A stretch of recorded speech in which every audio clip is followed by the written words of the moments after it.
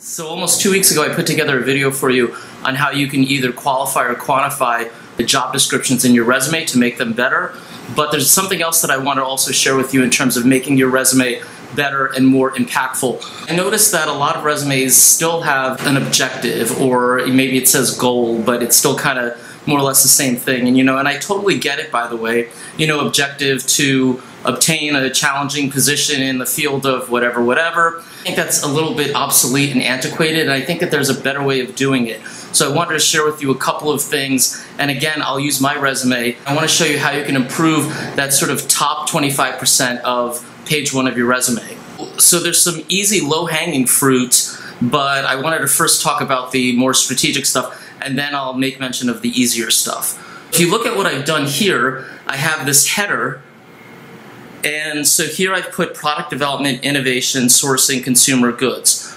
So what this does is sort of just kind of give a high-level overview of my candidacy, of who I am. And what I've done here on the left side, I've got core competencies, and on the right side, I have professional highlights. Now, obviously, I'm not going to read all of this to you. You can take a look at this on your own. You can obviously pause it as much as you want and kind of look at it that way. But there's a couple of different ways in which you can do this. It doesn't just have to be this way. The idea is if you at least directionally get it moving this way, I think you can really do a nice improvement on your resume. So if you are a little bit more junior in your career, you may just have the core competencies part. If you are a little bit more senior in your career, you might do it a little bit more the way I've done it, where you may want to have core competencies, or if you want to call them skills, on the left-hand side. On the right side here, I've got professional highlights, where I've sort of tried to showcase some of the key accomplishments that I've done over the years so far. And if you take a look at another resume here, I'm going to share something with you. This is a real resume from someone who I know, and I hope she doesn't mind that I'm using this piece of her resume. She's a recent college grad. Her resume is not as in-depth as mine is, not yet, she'll get there.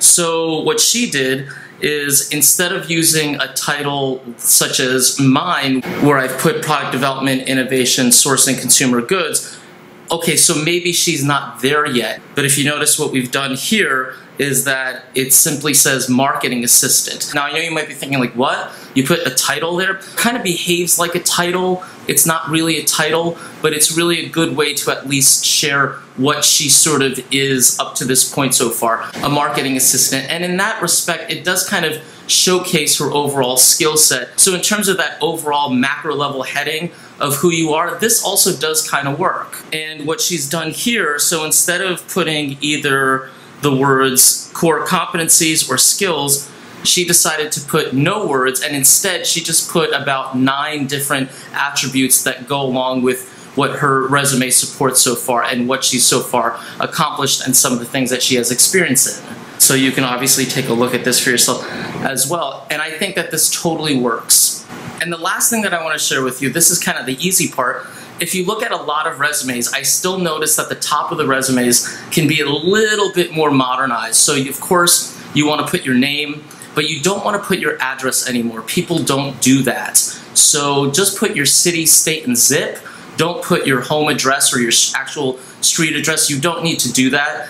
It sort of kind of protects your privacy, and at the same time, it's just something that, from a convention standpoint, people don't really do. And then, of course, you want to put your email address, your phone number, and I also recommend putting in your LinkedIn info. So now you know a better way to do the top 25% of your resume to make it a lot more effective and to give you a much better competitive edge. And I really wish you the best. So send me your comments and questions, and each week you'll get a chance to win a copy of my book. And I'll answer your comments and questions during the QA video for that week.